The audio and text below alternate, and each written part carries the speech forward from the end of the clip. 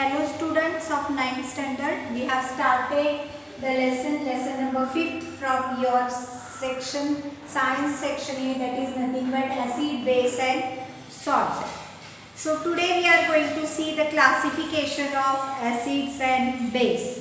See that I have given you acids are classified as strong acid and weak acid, and bases are classified as strong bases and weak bases. What are these actually? That we are going to see.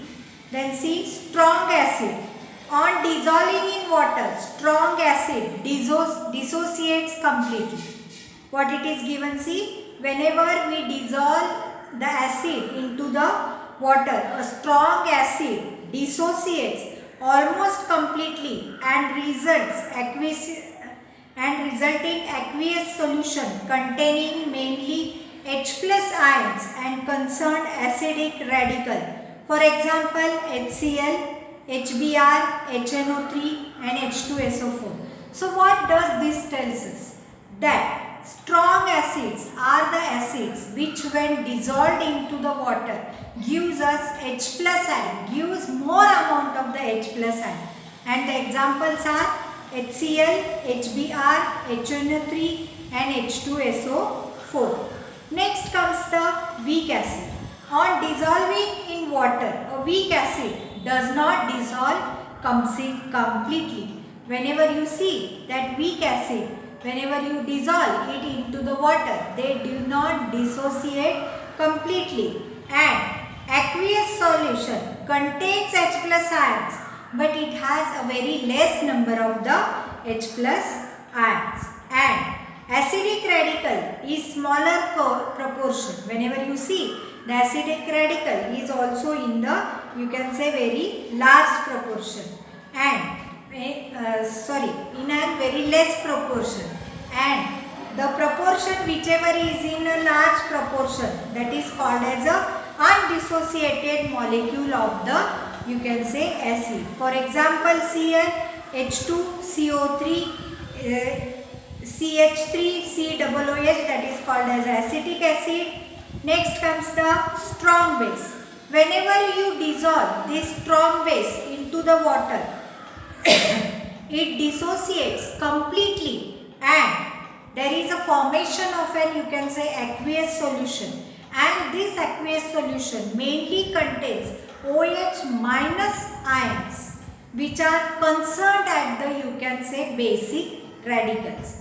For example, you can say NaOH, KOH, CaOH twice and Na2O.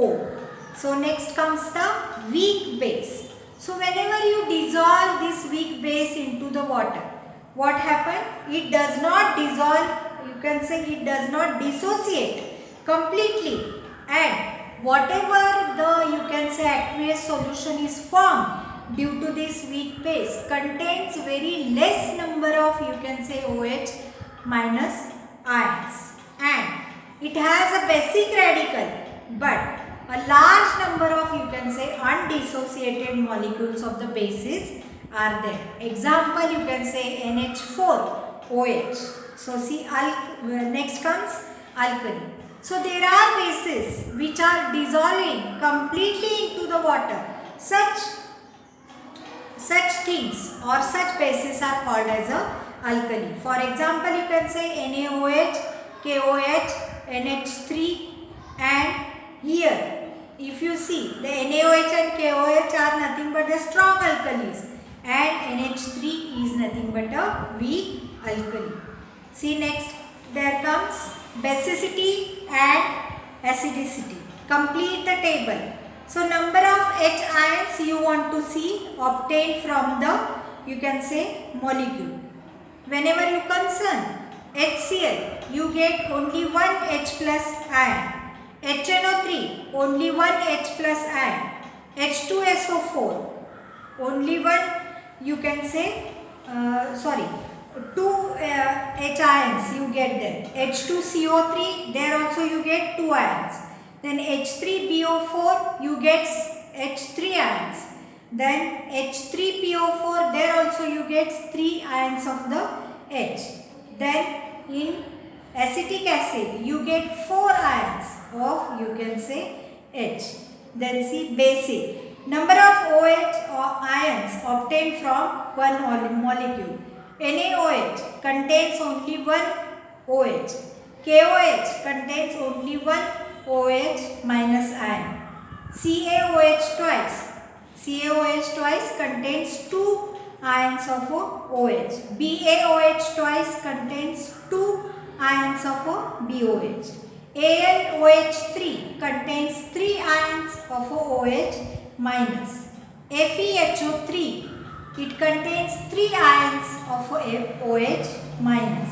NH4OH contains only 1 ion of you can say OH minus. Then see basicity of the acid or acidicity of the base. What do you call the basicity of the, you can say, acid? Number of H plus ions. Whenever you see number of H plus ions which are obtainable by dissociation of one molecule of a acid is called as a basicity of that acid. Once again I will repeat, see there, number of H plus ions obtained by dissociation of one molecule of an acid is called basicity. That means here there will be dissociation of one molecule of an acid, that is nothing but a basicity.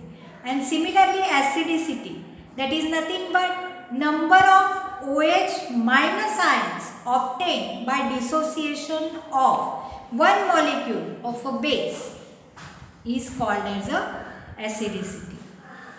Then see concentration of acid and base.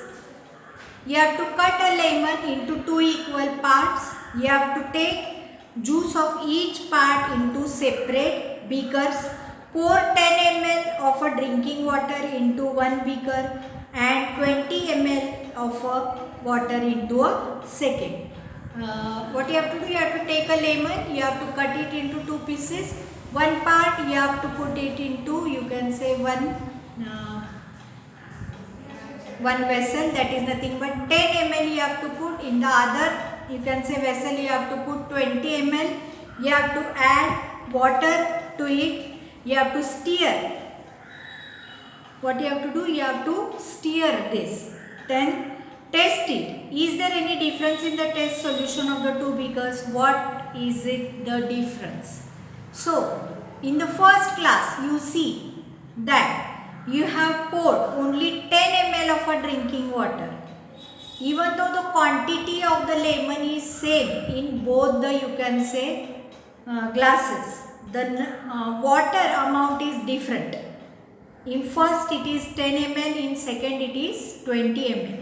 So, the, you can say, first glass appears sour in taste, but second glass appears little less sour than the first glass.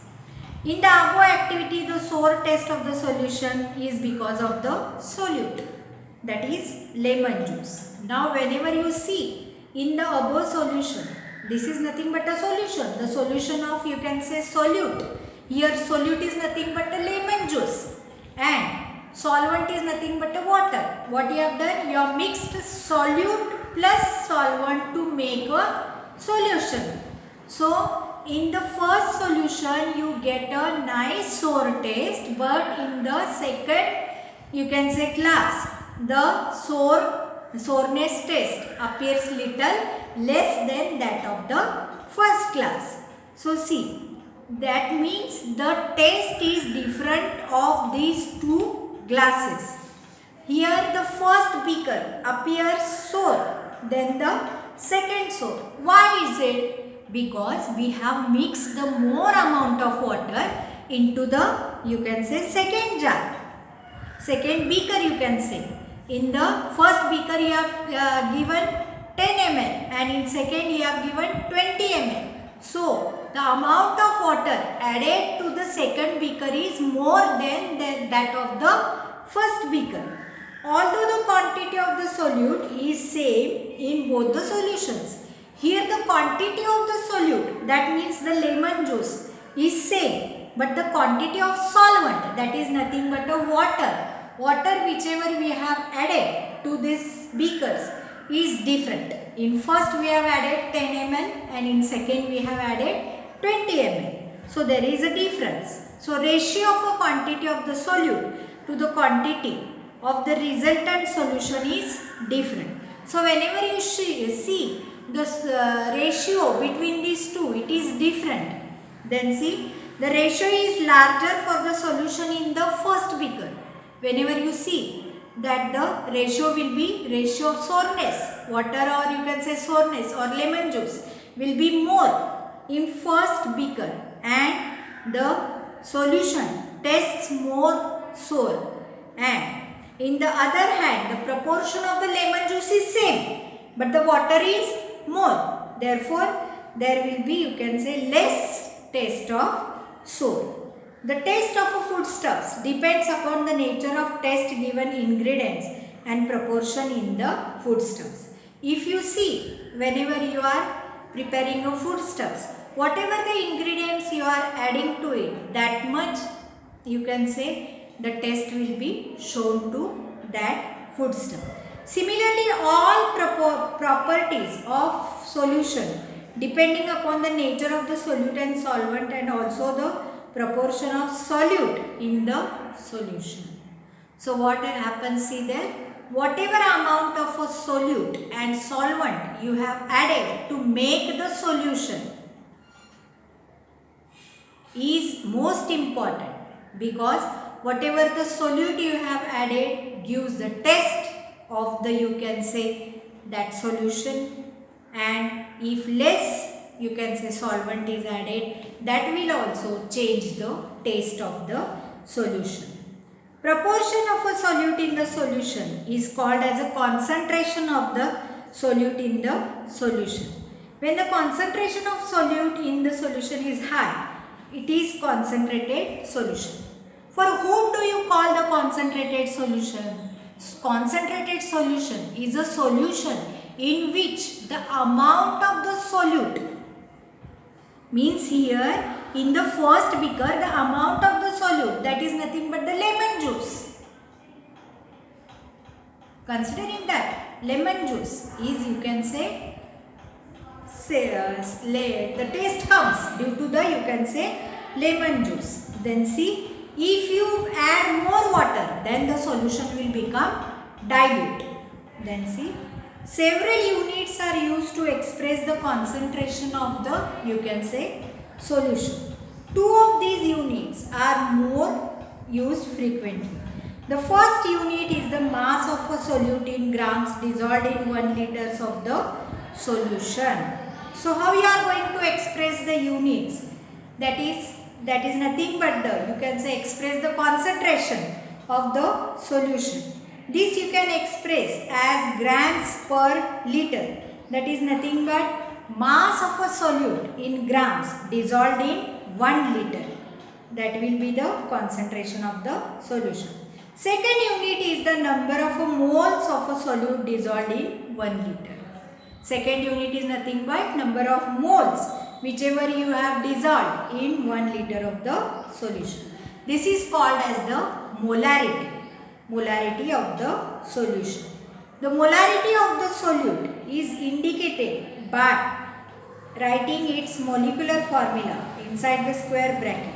So how you are going to write the molarity? That is nothing but, for example, see here, into the square brackets you have to write NaCl is equal to 1, means the molarity of the solution of common salt is 1 molar, that is nothing but 1 m.